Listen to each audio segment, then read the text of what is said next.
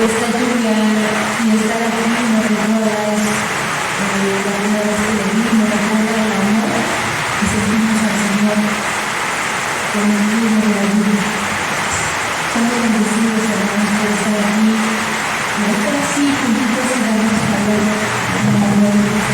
Vamos a empezar con la palabra de Dios. Vamos con la continuación de Juan. Cuando nos quedamos en el 41 al 43. Entonces, voy leyendo para recordar. Cuando se del 41 al 43 es la continuación del predicado de Jesús.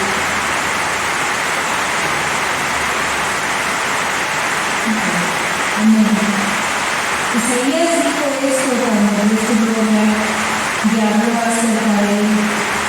Con todo esto, aún los gobernantes muchos creyeron en él, que a causa de los fariseos no lo confesaban, para no ser expulsados de la sinagoga, porque amaban más la gloria de los hombres que la gloria de Dios.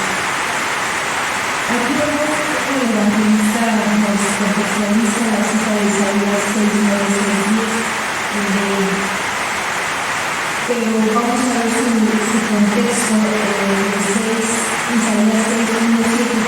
Vemos los condiciones para que Isaías hizo la profecía.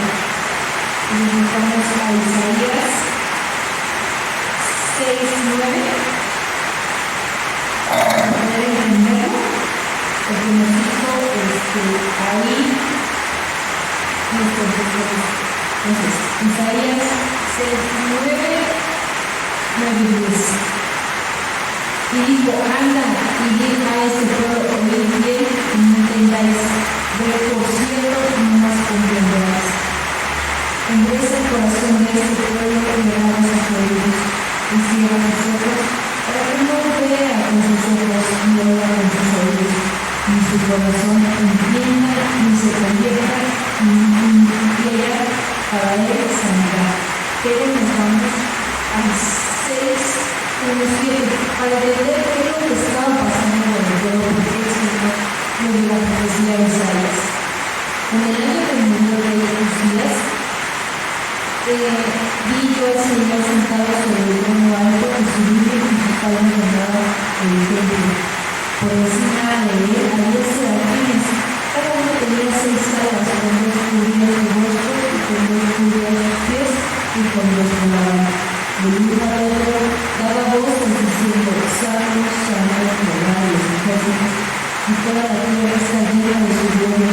Y los oficiales de las puertas se estremecieron con la voz de que clamaban y la casa se llenó.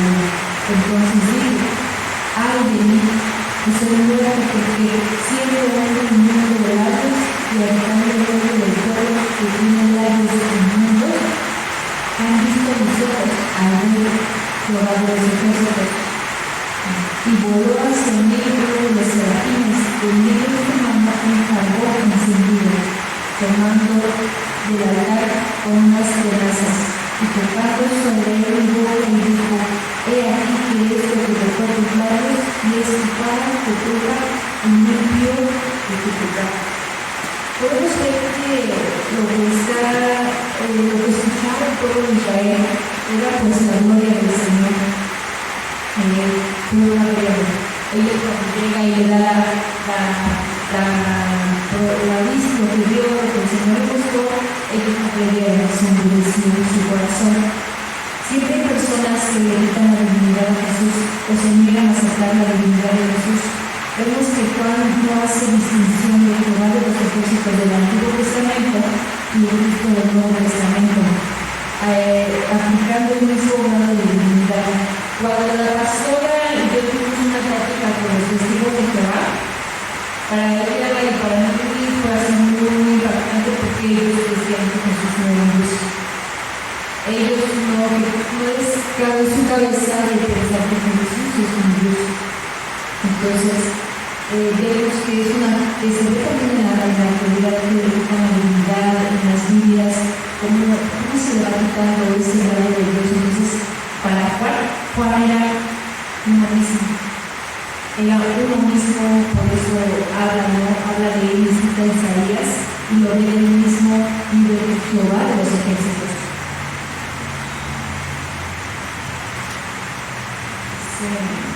Cuando Isaías anunció que dio la gloria al pueblo de Israel, no creyeron en él.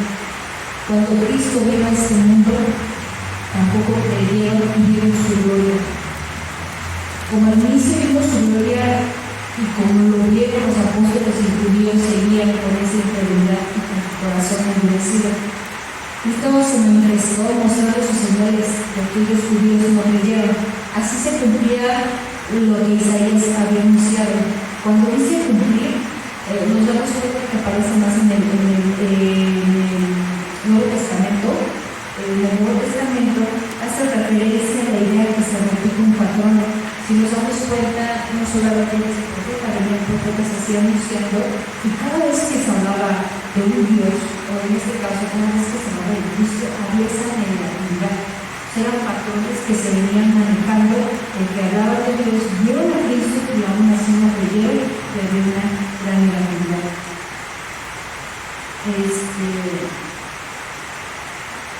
Dice, por eso es lo que habló, por eso es que se habló y se cumplió en Isaías, un patrón, pero más simple, más fuerte, ¿no? Por el deseo ya de muerte, ya de muerte. En Juan 50, en Isaías 53, recordando el padecimiento de Cristo, y en el capítulo 6, cuando se dio la gloria, ahí vamos viendo que también como Juan, ¿no? Que se va viendo el padecimiento y la gloria del Señor, igual Isaías. Juan citó dos profecías, el padecimiento de Cristo, pero también Pedro lo dice, habiendo hablado de la gloria y de los padecimientos que vendrían tras de ellos. Para entender el Antiguo Testamento hay un elemento fundamental, es el eje central del Antiguo Testamento, es Cristo. Cuando empiezas a estudiar, entender, y vas entendiendo que el eje central es Cristo, porque está lleno de profecías del Señor, del cambio, de la arrepentimiento, y viendo que Cristo se parece, pero aún así no llega. Cuando Jesús regresa y habla con Lucas, y ellos, si recuerdan, no lo vemos, ¿no? En Lucas 24:7 dice, comenzando del 24 al 27, y comenzando desde Moisés y siguiendo por todos los profetas, les declaraba en todas las escrituras lo que decían de él. Entonces, yo te dije, para entender el Antiguo Testamento, un elemento fundamental, Cristo es el eje central. Y aquí lo afirma Lucas 24:7. Y comenzando desde Moisés y siguiendo por todos los profetas, les declaraba en todas las escrituras lo que decían de Cristo, diciendo, ¿no? Lucas 24:32. Y se decían el uno al otro, nos ardía nuestro corazón en nosotros mientras nos hablaba en el camino y cuando nos abría las escrituras. Cristo ha estado desde el Antiguo Testamento.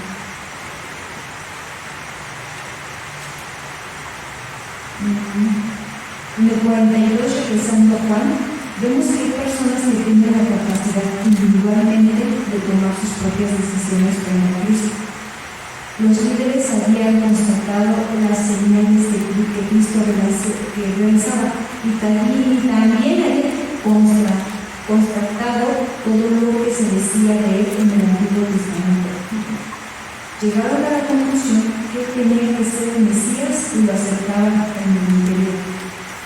Eran personas importantes en el judaísmo, hablaban mucho de ellos, que eran bastantes personas del judaísmo que creían. Tuvo un impacto en las esferas más altas del judaísmo. Era por causa de los fariseos que no lo confesaban, para no ser expulsados de la sinagoga. Ellos estaban condenados, pero no se atrevían a confesar su fe, su convicción pública. Son unos versículos muy tristes porque la persona que está convencida de algo y no lo manifiesta se queda en un estado de hipocresía. Creer lo que no se cree, todo con la finalidad de evitar las consecuencias que pueda traer lo que es verdad. traición a sí mismos y traición al Señor.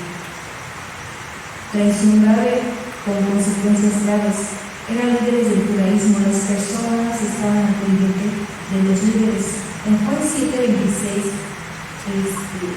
decía, voy parafraseando, las multitudes hablando entre ellas estaban esperando indicaciones de sus gobernantes para recibir honor. Eran personas que eran sumamente leales a sus líderes.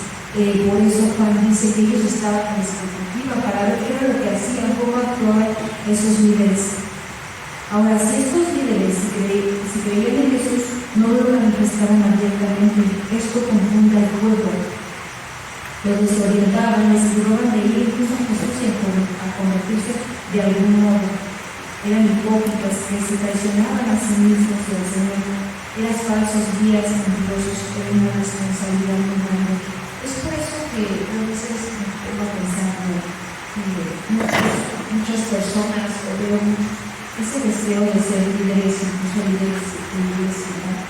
Pero es realmente mucha responsabilidad el hecho de llevar incluso una sana doctrina, porque pues pocas personas no estamos, ¿no?, a lo mejor a la espera de una decisión de un líder, ¿no? Gracias a Dios el pastor y la pastora nos han llevado por un lugar. Pero imagínense que se debe como líderes así, porque nosotros creemos, ¿no? Ellos nos dieron, gracias al Señor, que los pastores nos han permitido a nosotros quitarnos esa venda de los ojos y decir, esto no me agrada, ¿por qué no lo entiendo? Y ellos nos abren la Biblia y nos explican y nos dicen cuántas iglesias están cerradas, están aisladas. Y cuando voy estudiando esto, digo, estaban como a la expectativa, porque dentro de ellos sí querían aceptar a Cristo, pues imagínense, estaban viendo las señales. Y tú le digas, no, eso no es verdad. Y otros sí que reconocen el poder, ¿no? Y digo, como también se asombró bastante, ¿no? Y otros más líderes que nos dicen. Pero, ¿por qué actuaban así?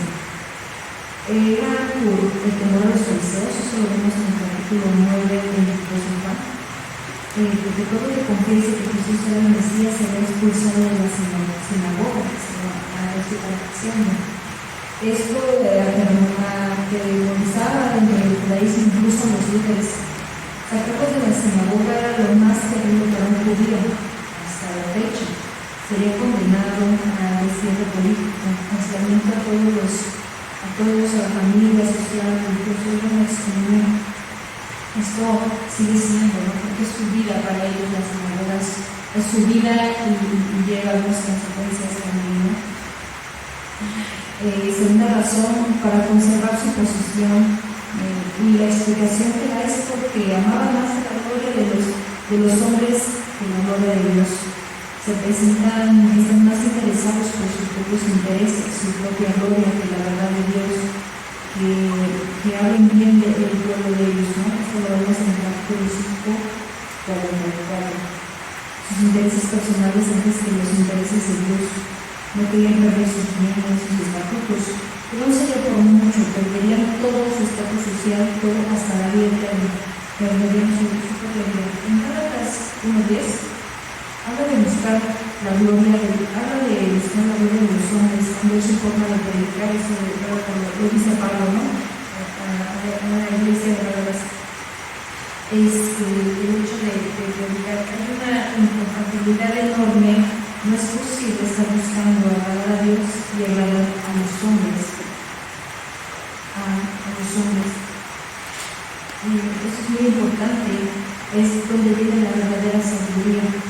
Es más sabio y más importante tener una buena opinión de Dios sobre nosotros que el mundo tenga una buena opinión de nosotros. Lo que hicieron estos líderes fue un suicidio espiritual. Se debe tener mucho cuidado con estas cosas.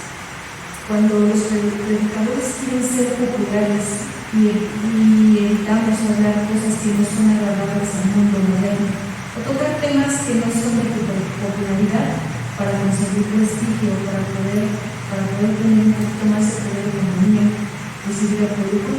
¿Cuántos no vemos, ¿no?, en las redes sociales de pastores que ya hacen un show del evangelio? Y eso realmente es muy triste. Es muy triste que en verdad no haya enseñanzas a la comunidad. Creo que por un poco más del mundo. Pero pues el mundo, yo no puedo decirlo, aquí me cuento que lo que cuando el testimonio pastor, el mundo no ofrece nada. O sea, no ofrece nada.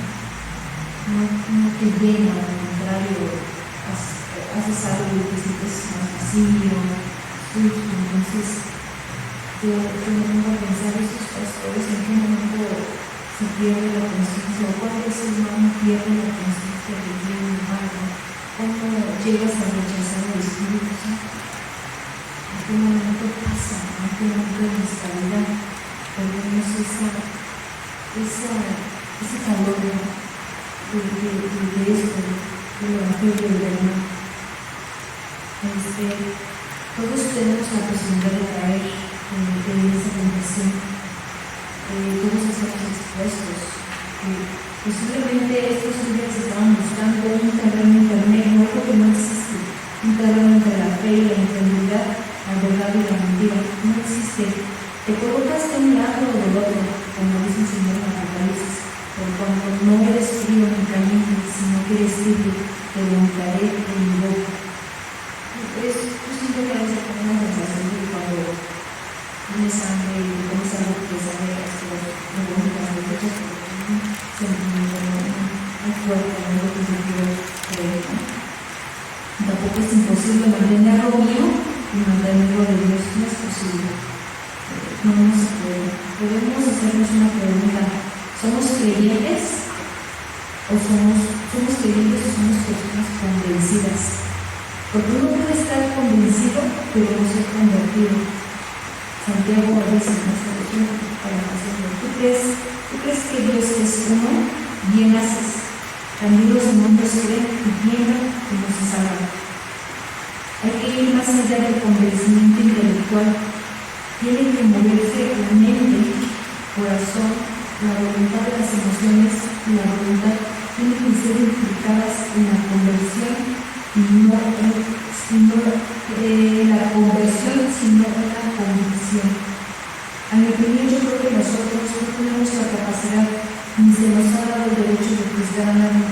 Solo Dios sabe lo que hay en nuestros corazones. Cuando hay una fe auténtica, se mostrará con los frutos del Espíritu para la gloria del Señor. Hay una advertencia para nosotros, hermanos, en Marcos 8:32.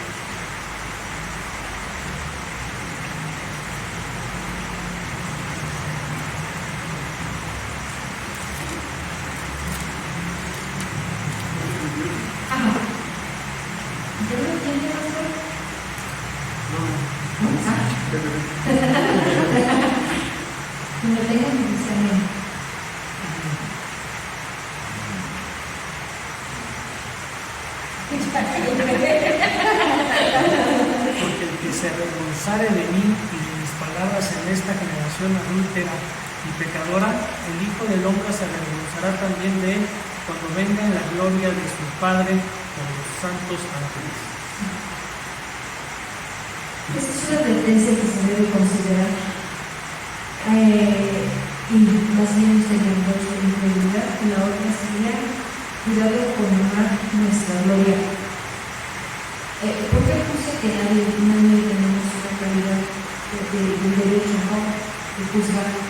Porque a lo mejor ellos se sentían presionados, hay justificación aquí. Pero ¿cuántas veces nosotros nos hemos sentido así? ¿Cuántas veces a lo mejor en mi casa, no lo he negado, ¿no?, pero cuántas veces incluso por el hecho de no lo vivimos como un país del pastor, ¿no?, pero el hecho de que dices, no, eres cristiano, vives en Cristo, eres el camino de Cristo, ¿cuántas veces lo que dicen? ¿Y eso que eres cristiano? ¿Y eso que es no? Pero a lo mejor no llegamos a ese mismo punto, ¿no?, de llegar a Cristo, porque es una bendición, no vamos a ser bendecido por el Señor, pero me pongo también a pensar en su posición de ellos, no es justificable, ¿no?